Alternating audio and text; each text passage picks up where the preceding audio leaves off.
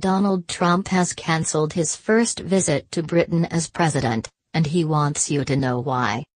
The bellicose billionaire scrapped a trip to open the billion-dollar new U.S. embassy next month. Yet he insisted it wasn't because he wants to avoid protesters. Instead, he claimed it was all the fault of Barack Obama's administration for selling the old embassy for peanuts, adding, "Bad deal." There's just one problem with that. The new embassy was announced and approved under the leadership of George W. Bush, who, just like Trump, was a Republican. The U.S. State Department signed a conditional agreement with a construction firm for the site, near Vauxhall in South London, in October 2008, 3 months before Barack Obama was sworn in. At the time, Ambassador Robert Tuttle stressed it had already been a long and careful process, and the grand old embassy building in Mayfair would be offered for sale almost immediately. He added, back in 2008, "We looked at all our options, including renovation of our current building on Grosvenor Square. In the end, we realized that the goal of a modern, secure and environmentally sustainable embassy could best be met by constructing a new facility." More work did happen under the Obama administration, but it is incorrect to suggest he kick-started the process. He merely carried through a decision that had been taken. Read the full timetable here.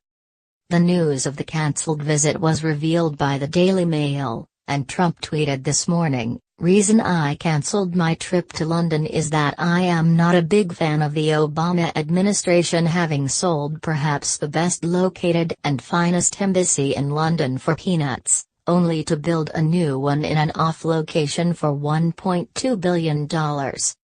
Bad deal. Wanted me to cut ribbon? No." Other parts of his statement are also misleading. Bizarrely, the U.S. never actually owned its old embassy. Instead, it's owned by a British company called Grosvenor, Mayfair Estate, which is ultimately owned by the billionaire 26-year-old Duke of Westminster.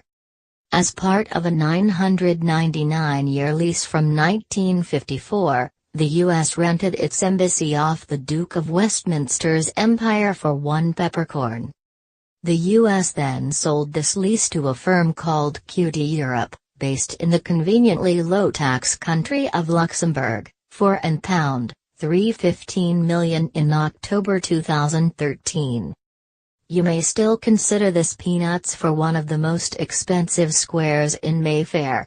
But then Ambassador Matthew Bartson insisted in 2014, the new building project is being funded entirely by the proceeds of the sale of other U.S. government properties in London. This has always been the plan.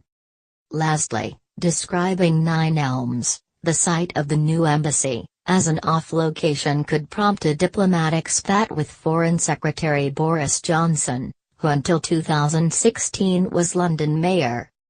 The site is a short walk from Westminster and the headquarters of MI6, is getting a brand new tube line, and billions of pounds were funneled into redeveloping the area into expensive flats under his watch.